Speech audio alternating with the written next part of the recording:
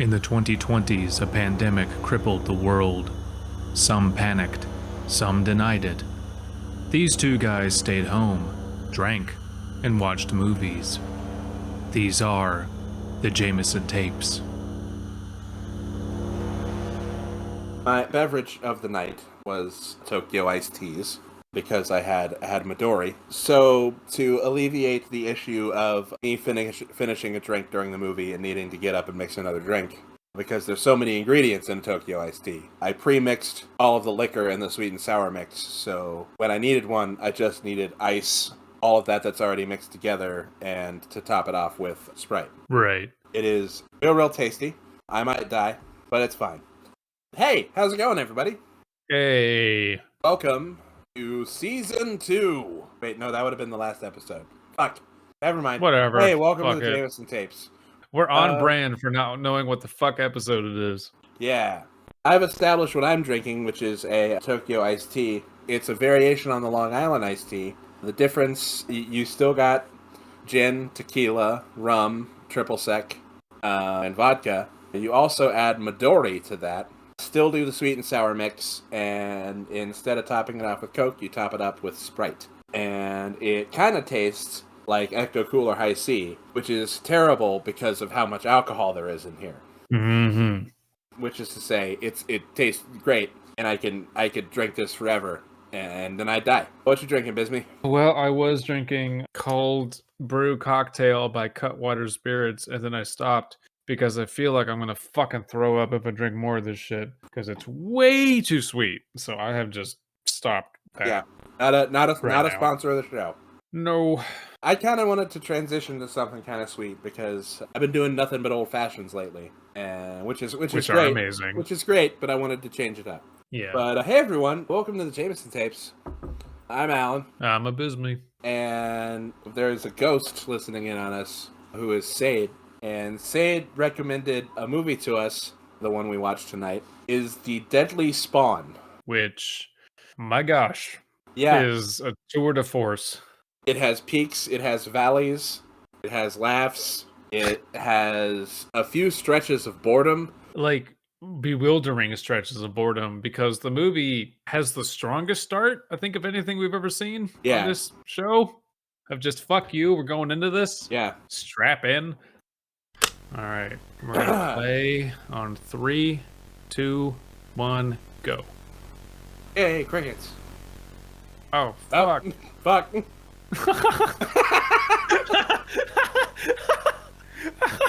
Wow. Wait. This is the most unlubricated entrance into a movie I think we've ever had. This is the most immediate fucking thing I've ever seen. Movie, you can't do this. What was that? You're trying to fuck in this tent. This is the McPherson tapes, but like unfiltered. McPherson tapes. Hey, bitch, here's your movie. Yeah, like it literally opens with a meteor coming to Earth, and then campers waking up, and then monsters popping out in literal seconds, and just no breaks, no suspense. Just fuck you. This is the movie. Yeah, straight up. It opens. Everything we're about to say happens in 2 minutes. Yeah. A meteor strikes the Earth. 2 campers are disturbed by the noise and go to investigate. Find the meteor. One of them goes to get like a flashlight or something, and leaves the other alone with it for a moment. The one that's left alone with it is immediately murdered. And who was in the meteor then goes and kills the other guy. Like, 2 minutes. That's a lot to do in 2 minutes. I cannot appreciate enough a movie that does not waste my time. Yeah. Oh my God. Pretty great. I am so caught unawares. The what? What the fuck is a flash gun? Why am I getting fucking flashbacks right now? Okay. What? Okay. What? Okay. It is me? Yes? Okay. It's been 2 minutes.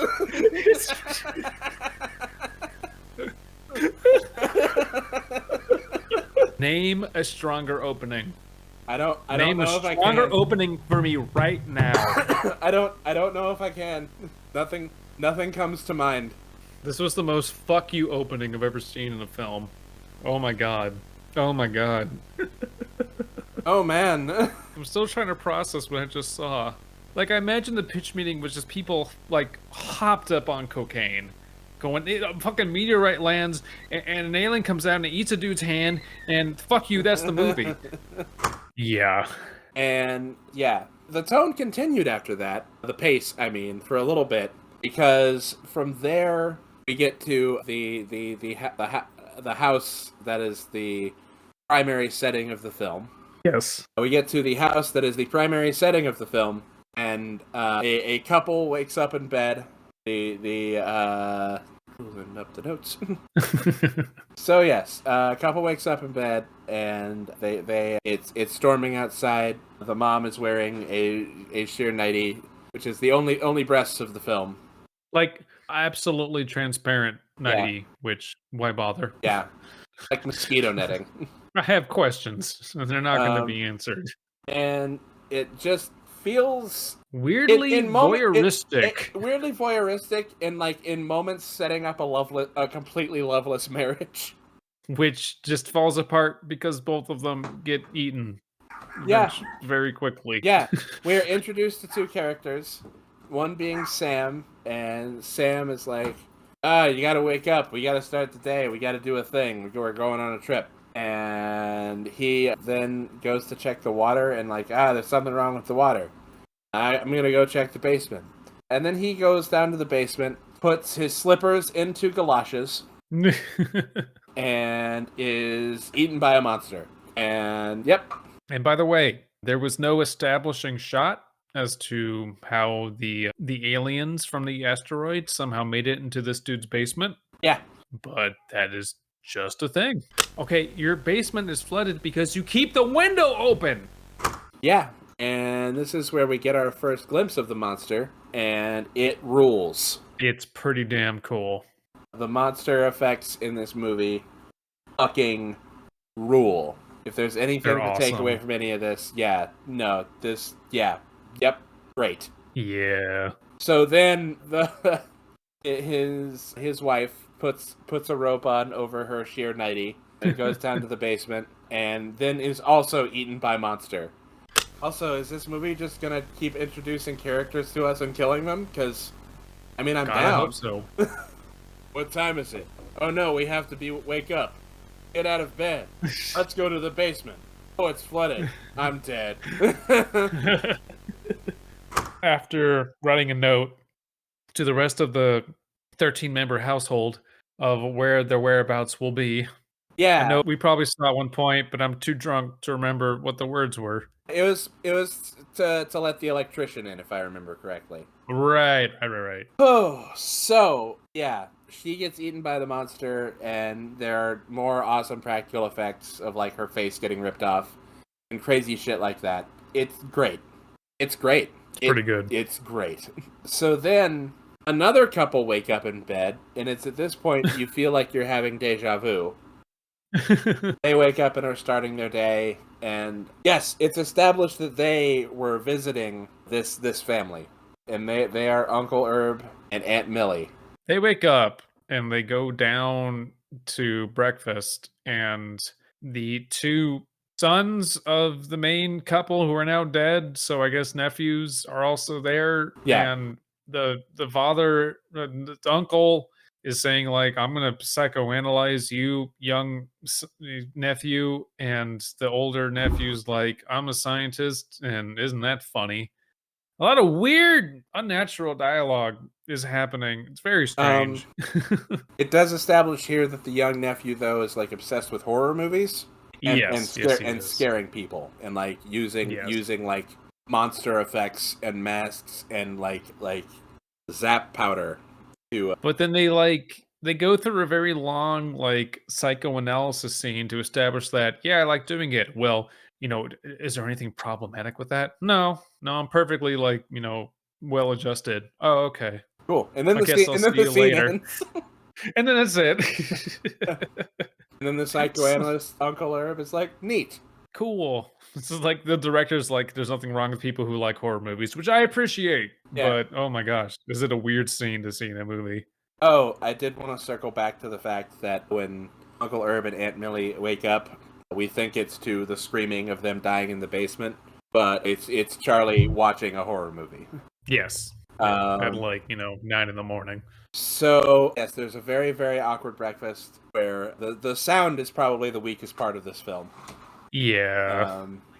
Every bit of dialogue sounds like it was recorded on a mic that was across the room and not taken out of the box it came in. So Aunt Millie says, despite the storm, she still has to go to a vegetarian lunch party. And we will come back to that. My God, will we come back to that. Does that sound innocuous, but no, that is very important. Everyone remember vegetarian lunch party for later. So then the electrician that was supposed to arrive shows up and heads down to the cellar. It may as well have been wearing a t-shirt that said dead meat as he does so. Yeah. Gets down to the cellar and Charlie gets in his head that he's going to dress like a Planet of the Apes monkey with a Dracula cape and go scare the electrician down there. And this is... The movie lost us for a little bit. This was weird. This was real weird. So Charlie finds the monster in the basement, and it's nomming on the electrician, who he didn't even get to see get killed. No. Then the monster drops his mother's head out of its mouth, and then it continues to eat the head, taking skin off of the skeleton. And really cool practical effects. Great practical effects. But Charlie just stands there. I guess in shock? Like, the movie is implying that Charlie somehow does something different from every other victim to not entice the deadly spawn to eat him. But, like, he's just standing there. I get, okay. Let's logic this out. Yeah. We established in the psychologist interview that Charlie isn't very easily frightened. Sure. So maybe what Charlie did differently than anyone else is not immediately scream when he saw this thing. Yeah, that makes sense. So... because he yells at the end of the movie to get the deadly spawn's attention. So yeah, that makes sense. So yes, we've discovered the logic here. Because what Charlie figures out there in the basement interacting with the monster, because he sees one of them get caught in a mousetrap and the rest of the monsters all kind of like look toward it, is that this thing doesn't have eyes and is guided entirely by sound. Yeah. So he's just standing there not making sound. So, cut to Frankie and Ellen. Yes. Frankie is an idiot, which is established by both his actions and by him wearing overalls with just one strap. Which I guess is shorthand for this guy is an idiot. Yeah, and sure. Ellen also arrives, and Ellen is the cute smart girl is supposedly her whole thing. She is very cute and smart and cute. And they find a little baby deadly spawn, which looks like a penis. There's a lot of phallic imagery in this movie. It looks like a little penis. So they're like questioning what it is, like, oh, is it an eel? And they bring it to Pete, who is the scientist who is very adamant about aliens not existing. They established that for some reason. Yeah. I say for some reason. It's clear why they established that. He's very adamant that, like, aliens don't exist, and, like, the scientific method is the end-all, be-all, and scientists shouldn't use their imagination.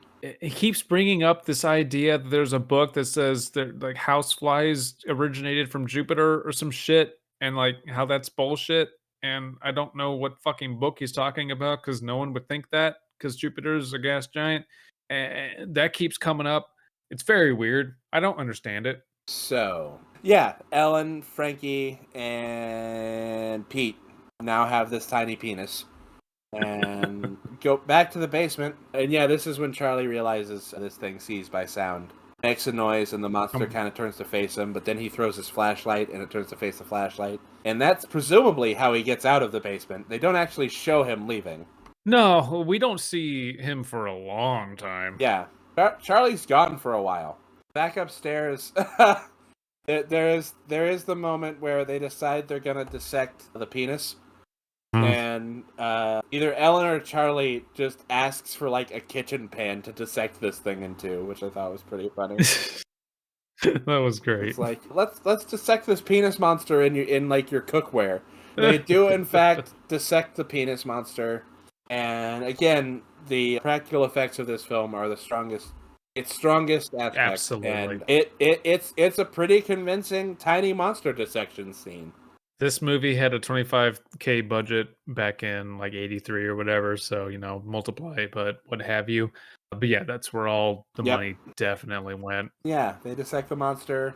Realize nothing. Yeah. Like they do this and they're like, okay, well, that was weird. And she's like, hey, this is a weird thing. And they're all like, yeah. Frankie sees one of the slightly bigger monsters in the hallway. Mm-hmm. And everyone else thinks he's hallucinating. This is when Pete puts the moves on Ellen. Yeah. And it's uncomfortable. What does he say? Like, hey, I've noticed 2 people show up here. What do you mean 2 people? Well, one's like an A student and scientifically minded, and the other one's a girl. And I mean you. That, like, what the fuck? It was so weird. And like, in the span of like 12 seconds, Ellen goes from like, I don't know if I want to be with you, to them just like making out. Yeah. Yeah. A different time, everybody. And he seems like a real tool. Absolutely. We then get to, oh boy, Millie. Yes, okay. Here we go. Here we go. Because the movie lost Abysmii and I for a period, and this is where the movie snatched us right back. This is fucking bewildering, this goddamn, like, extended scene. There is so much of this movie dedicated to this scene. Aunt Millie going to Grandma's house for this vegetarian potluck dinner.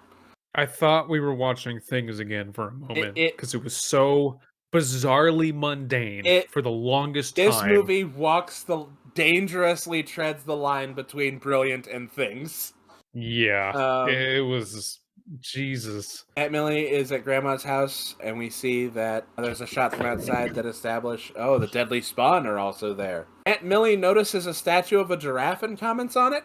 I was very confused about where all this scene was going. And let me tell you where this scene was going. It was an extended scene of Aunt Millie and Grandma preparing vegetarian dishes for a long time.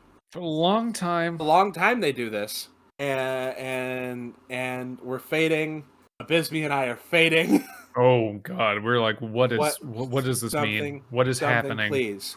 So then one of the tiny little deadly spawn monsters gets into a food processor where they are making some kind of whipped vegetable pudding. I don't know what they're making. There's a bunch of vegetables in the food processor, and they're there. It looks like there's a bunch of vegetables. And then the switch. There's a bunch of vegetables in the food processor, and when they're eating it later, it looks like they're eating pistachio pudding. It's just green goo.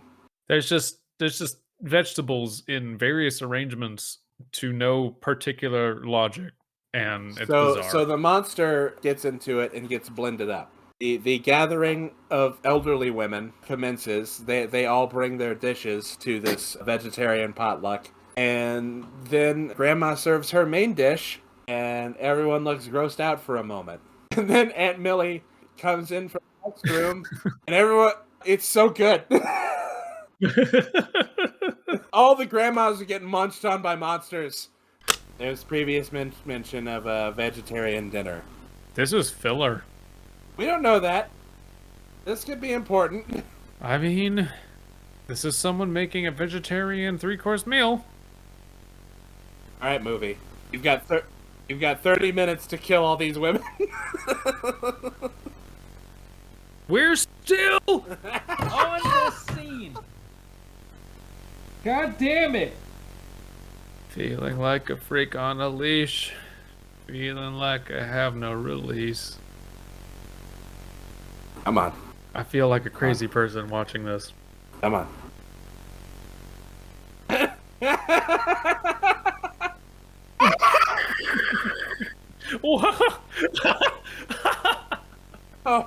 Oh, hell yes. Whoa. Oh my God. Worth it. It was all worth it. Oh my God. Yes. How did they get this many aged women into a scene to do this? This is beautiful. Suddenly, there are deadly spawn everywhere. They're like gnawing people's limbs, and they're behind the paintings, and they're just everywhere all at once. And all these old women eating a vegetarian potluck are freaking out and like just in complete chaotic disarray. And then somehow escape this horrible scene intact and climb into a fucking station wagon and just drive the fuck They off do. and leave the movie. It's just a moment of pure chaos where like 5 elderly women are just shrieking over each other, covered in monster effects, and it's Oh, okay. It's so good. like sucked right back Yeah. in. Yep. Just when we think we're out, it pulls us back in. Oh boy. So we get back to the house. Okay. Side note: earlier in the film, Uncle Herb, after psychoanalyzing Charlie, just falls asleep in the chair he's in. Yeah. Back to the film. Who finds Uncle Herb? Is it the trio of horny teenagers? Yeah, it's not. I don't think it's Pete. I think it's someone else, but like whatever. One of them. Someone finds Uncle Herb, who's been eaten by monsters in his sleep, and the monsters are all inside him and moving around in his eye holes, and it's fucking rad. It's pretty damn cool. Yeah, it was the completion of this movie pulling us back in, honestly. Yeah. Yeah, the uninitiated threesome then barricade themselves in Pete's room after all of the craziness going on downstairs. And then an additional character shows up with like 15 minutes left in the movie. Kathy, I don't know how she's related to everyone else. Maybe she was on the phone in the beginning with Pete. I don't know. But yeah, she shows up and goes, "What's going on? Oh, hey, there's a monster in the fucking house. Welcome to the hell room." Okay. It also, the weird point in that is I think the monster eats her jacket. Yes. It attempts to get her.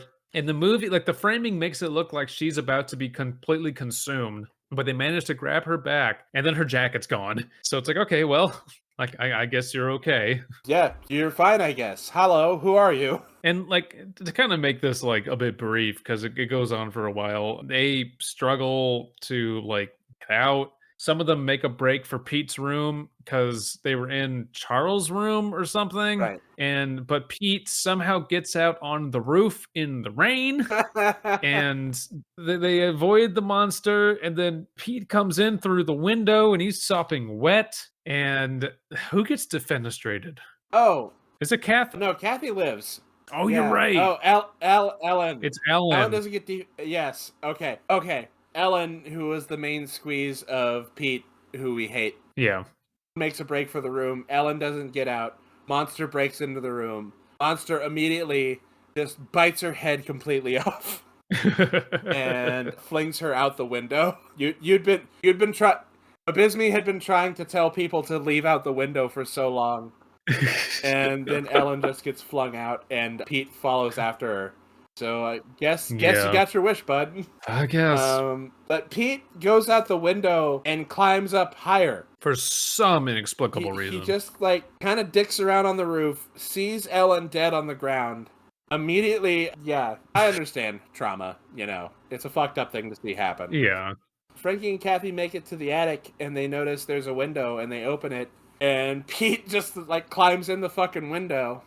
And Pete just has this he's like shivering and cold because of the rain, but he's just like, well, I believe monsters aren't real this whole time. I believe this monster's not real. I'm just gonna open the door and fucking leave. They're trying to stop him from going out because Pete's clearly just gone. So hey, Charlie's still in the movie. Charlie comes back. Comes back from the basement where we didn't see him escape from, and really, really elaborately. MacGyver's is the only word for it. Yeah, totally. Assembles an exploding mannequin head that needs to be plugged in to explode. Like, plugged in with a wall socket. Oh. So, encountering the biggest and baddest of the creatures, Charlie baits the creature in with this mannequin head on a pole and has figured out the creature's thing, so he makes noises to lure it. He gets attacked by a smaller one of the creatures, but then tricks the big creature into eating it, and then tricks the big creature into eating the head, which has the outlet plug sticking out just barely, and he grabs it and then reaches into his utility belt where he has an extension cord, plugs that in, and baits the creature into coming closer to the wall with sound so he can plug in the extension cord and blow this thing the fuck up. Yeah. Man. It lights on fire. Emergency services miraculously show up at this point. We skipped over him using the radio. Oh, right. The monster eats a radio and it sets it on fire briefly for a moment. For a split second. But yeah. Anyway, the evil has been defeated. And we were both kind of wondering, you especially, what does this mean for the smaller monsters? But to the movie's credit, it takes measures to address that. Yeah, there's a kind of a scouting party out, finding them, decapitating them, or lopping them onto like a bonfire, which is fair. And a lot of this epilogue scene is just more people talking and shouting over each other. It is like, again, like this is the low of the movie, is just this weird epilogue of just emergency services and first responders just talking. Yeah. And like the denouement is like way too drawn out. Like, okay, cool. I guess we have to account for everybody who's alive. So, overall, Sky, Frankie gets put into the back of a car with the hot blonde who's only been here for like 5 minutes. Yeah, Kathy, he starts comforting her, and it's pretty clear they're going to hook up. Pete gets pulled out of the house, and he's just a completely psychologically broken man. He's a shell. Yeah. Then they find Charlie in his. Cannot stress enough that he's been in a Dracula cape this whole time. He looks like, I kept thinking Doctor Strange. He looks like he's in the Doctor Strange cloak. And Charlie's just quiet, gets taken away in a car, and he's not saying anything. He looks pretty equally traumatized. I don't know if he's traumatized or just dead inside. That's the problem. Like, he's held this kind of like demeanor since he went down into the basement in the beginning of the movie. It's hard to tell what Charlie is feeling or thinking. And I will say that anyone like initially watching this probably had the same thought I did. They establish Scott Baio, what's his name again? Pete. They establish Pete, and you're like, okay, there's our protagonist. No, absolutely not. The protagonist of this movie is the little kid. Yep, who disappears for a good 2/3.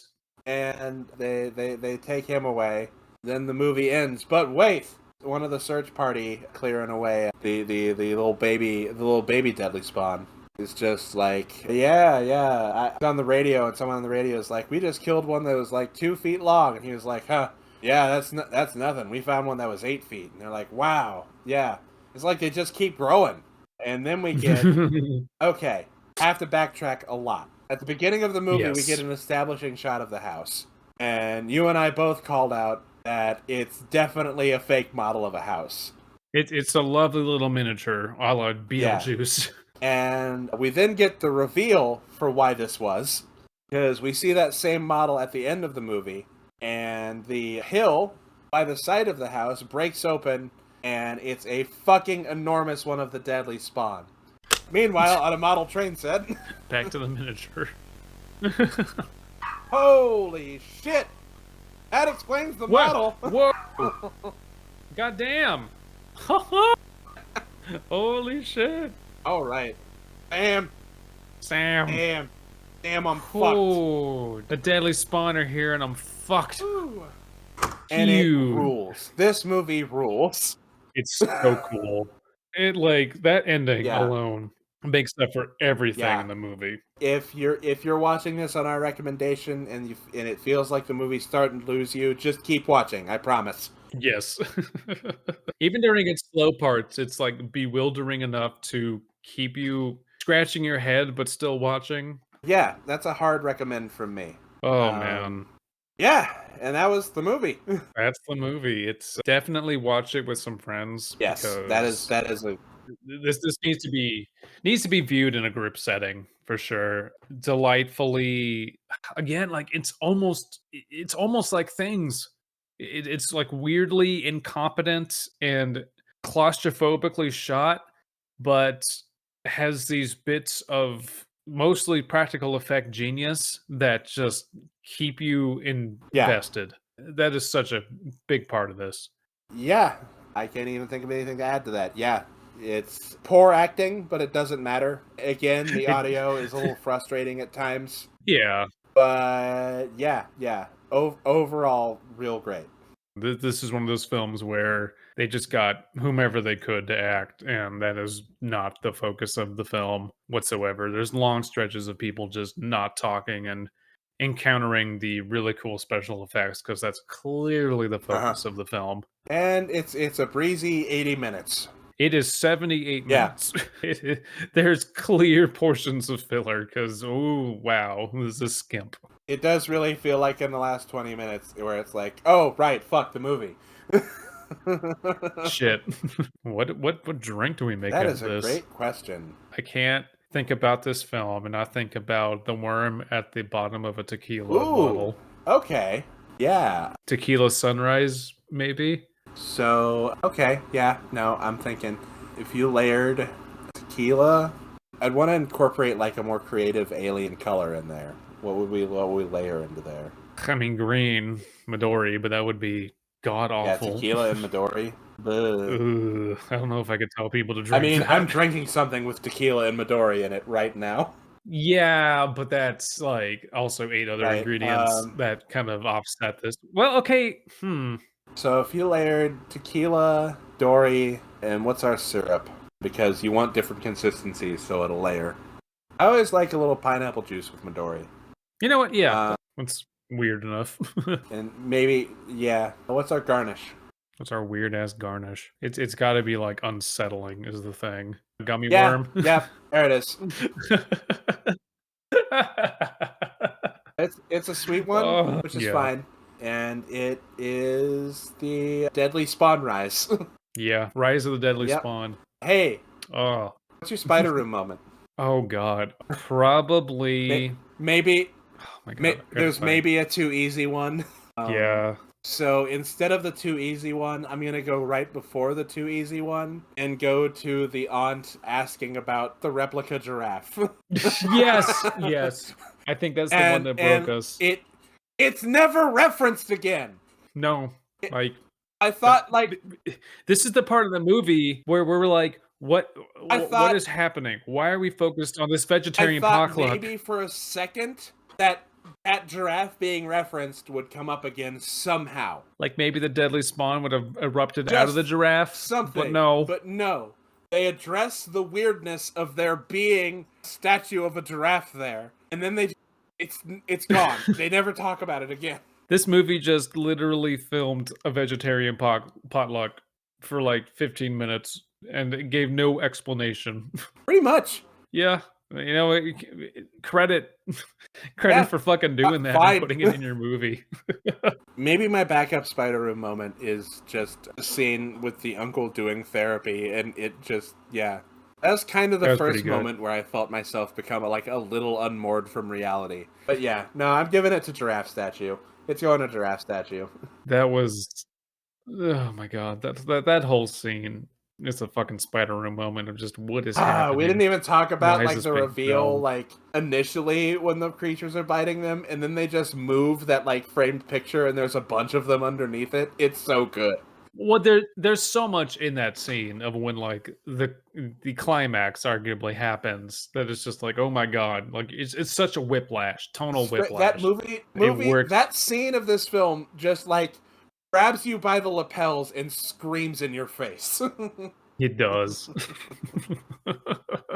Oh, did we mention this was Sade's birthday pick? I kind of talked about it at the beginning because so highly recommended. This movie was just so fucking fun all around, great stuff, good stuff. I'm fucking shithoused. Same. And that's what this show is about. So we have succeeded in our goal. Hey, thanks for checking out the show, everybody. If you like what we do, please check out our Patreon.